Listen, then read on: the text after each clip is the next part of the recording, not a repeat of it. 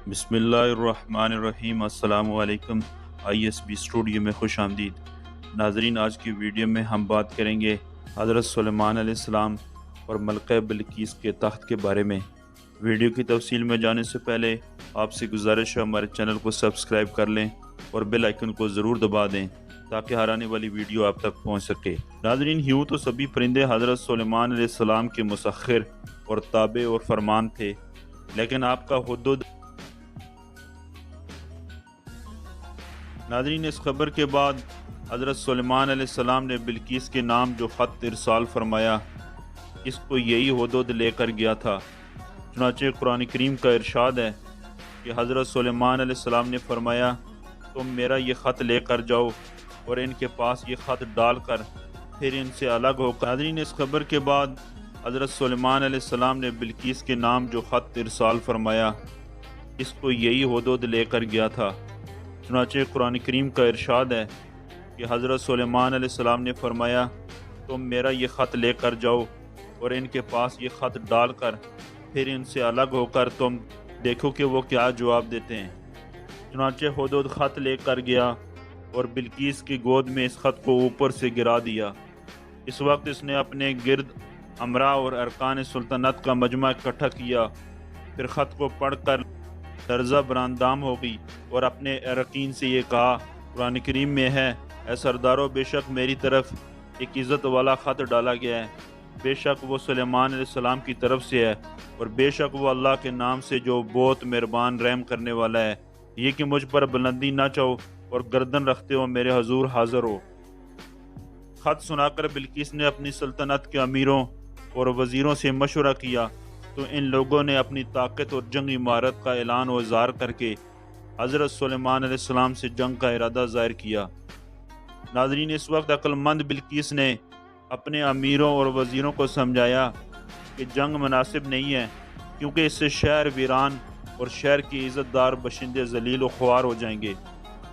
इसलिए मैं ये मुनासिब ख्याल करती हूँ कि कुछ हदिया व ताइफ उनके पास भेज दूँ। इससे इम्तहान हो जाएगा कि हज़रत सुलेमान अलैहिस्सलाम सिर्फ बादशाह हैं या अल्लाह अज़्ज़ा व जल के नबी भी हैं।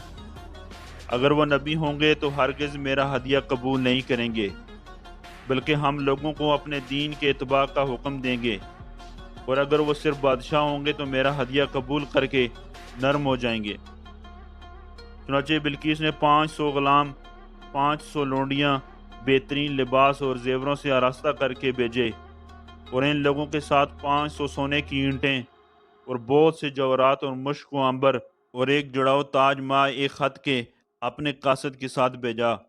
हुदूद ये सब देखकर रवाना हो गया और हज़रत सुलेमान अलैहिस्सलाम के दरबार में आकर सब खबरें पहुंचा दी। चुनांचे बिल्कीस का कासिद जब चंद दिनों के बाद तमाम मुसलमानों को लेकर दरबार में हाजिर हुआ तो हज़रत सुलेमान अलैहिस्सलाम ने गज़बनाक होकर कासिद से फरमाया, क्या माल से मेरी मदद करते हो तो जो मुझे अल्लाह ने दिया वो बेहतर है इससे जो तुम्हें दिया, बल्कि तुम्हें अपने तोहफा पर खुश होते हो पलट जाए इनकी तरफ तो ज़रूर हम इन पर वो लश्कर लाएंगे जिनकी इन्हें ताकत ना होगी, और ज़रूर हम इनको इस शहर से जलील करके निकाल देंगे यूं कि वो पस्त होंगे। चुनांचे इसके बाद जब कासिद ने वापस आकर बिल्कीस को सारा माजरा सुनाया तो बिल्कीस हज़रत सुलेमान अलैहिस्सलाम के दरबार में हाजिर हो गई और हज़रत सुलेमान अलैहिस्सलाम का दरबार और यहाँ के अजायबात देखकर इसको यकीन आ गया कि हज़रत सुलेमान अलैहिस्सलाम अल्लाह अज़्ज़ा व जल के नबी बराकें और इनकी सल्तनत अल्लाह ताला ही की तरफ से है। नाज़रीन, हज़रत सुलेमान अलैहिस्सलाम ने बिल्कीस को अपने दीन की दावत दी तो उसने नहायत ही इखलास के साथ इस्लाम कबूल कर लिया। फिर हज़रत सुलेमान अलैहिस्सलाम ने बिल्कीस से निकाह करके इसको अपने माल में रख लिया। इस सिलसिले में हुदूद ने जो कारनामे अंजाम दिए वो बिलाशुबा अजायबात आलम में से हैं, जो यकीनन हज़रत सुलेमान अलैहिस्सलाम के मोजज़ात में से हैं। मलका सबा बिल्कीस का तख्त शाही 80 गज़ लंबा और 40 गज़ चौड़ा था। ये सोने, चांदी और तरह तरह के जवाहरात और मोतियों से आरास्ता था। जब हज़रत सुलेमान अलैहिस्सलाम ने बिल्कीस के कासिद और इसके हदिया व ताइफ को ठुकरा दिया और उसको ये हुक्मनामा भेजा कि वो मुसलमान होकर मेरे दरबार में हाजिर हो जाए, तो आपके दिल में ये ख्वाहिश पैदा हुई कि बिल्कीस के यहाँ आने से पहले ही اس کا تخت میرے دربار میں آ جائے۔